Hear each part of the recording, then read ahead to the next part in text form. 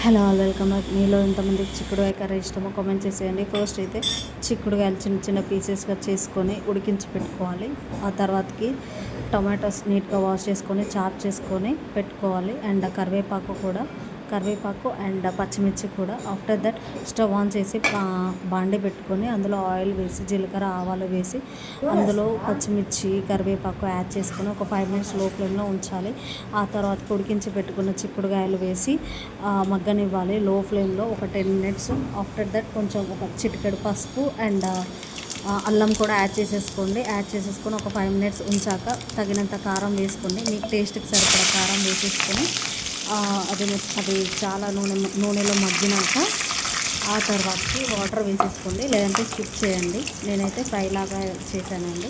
And tomatoes కూడా add చేసేసుకున్నాను. Tomatoes అనేది కర్రీ టేస్ట్ పెంచుతుందండి. ఇలా ట్రై చేసి చూడండి, ఖచ్చితంగా ఇష్టంగా తింటారండి. ఒకసారి అయితే మీరు ట్రై చేయండి. నేను చేసే విధానం మీకు చూపించానండి. మీకు ఎవరికైనా ఇంట్రెస్ట్ అనిపిస్తే ఇలా చేసి చూడండి, ఖచ్చితంగా లైక్ చేస్తారండి. అండ్ నా ఛానల్కి సబ్స్క్రైబ్ చేయండి, లైక్ చేయండి, షేర్ చేయండి.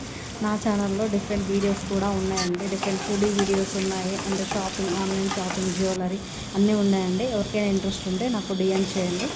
And do like, comment to my channel and subscribe చేయండి. అండ్ బెల్ ఐకాన్ని యాక్టివేట్ చేసేసుకోండి. సో నోటిఫికేషన్స్ తొందరలో వస్తాయండి.